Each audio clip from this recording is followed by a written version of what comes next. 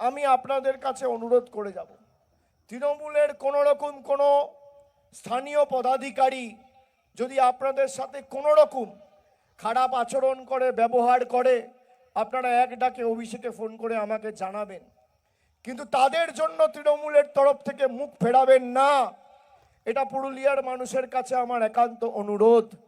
আপনারা ভোট যাকেই দিচ্ছেন, ভোট সরাসরি মমতা বন্দ্যোপাধ্যায়কে 2026-এ পুরুলিয়ার সার্বিক উন্নয়নের জন্য দিচ্ছেন।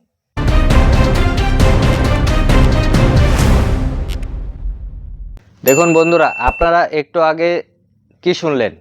একজন সর্বভারতীয় সাধারণ সম্পাদক, যিনি নিজেকে দলের 2 নম্বর নেতা বলে পরিচয় দেন, তিনি বলছেন তৃণমূলের কোনো নেতা খারাপ আচরণ করলে আমাকে ফোন করুন।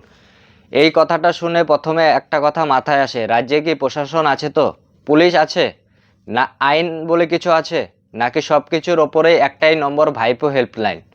আজ পুরুলিয়ার কাশীপুরে দাঁড়িয়ে অভিষেক বন্দ্যোপাধ্যায় কার্যত স্বীকার করে নিলেন, তৃণমূল কংগ্রেসের নিচুতলার নেতারা দুর্ব্যবহার করেন, দাদাগিরি করেন, মানুষকে হেনস্থা করেন। আর তার সমাধান কি? আইন নয়, প্রশাসন নয়, আদালত নয়, বরং আমাকে ফোন করুন। বন্ধুরা, এটাই কি গণতন্ত্র?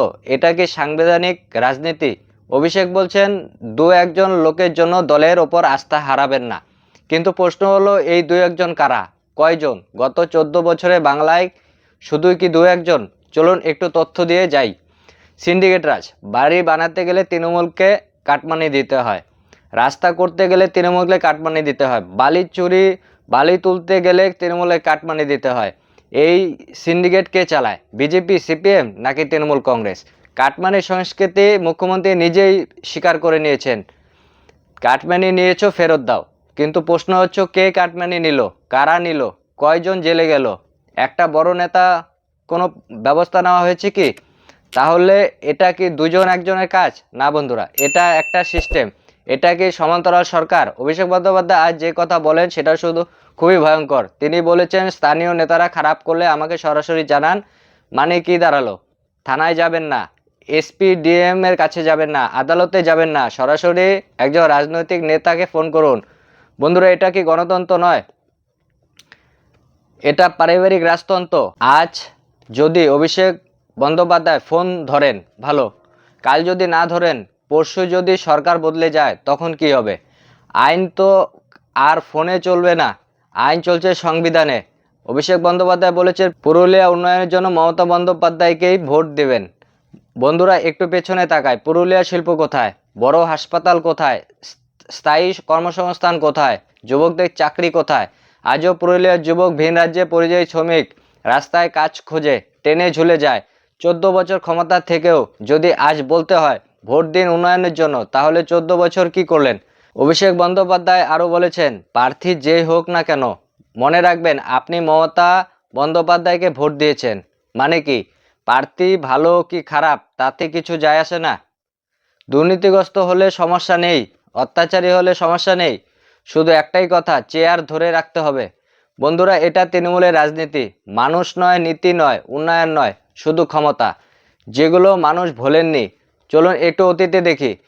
শিক্ষক নিয়োগ দুর্নীতি, যোগ্য চাকরি পায়নি, অযোগ্যদের লাখ লাখ টাকা দিয়ে ঢুকেছে, জেল খেটেছে মন্ত্রী, কোটি কোটি টাকা উদ্ধার হয়েছে।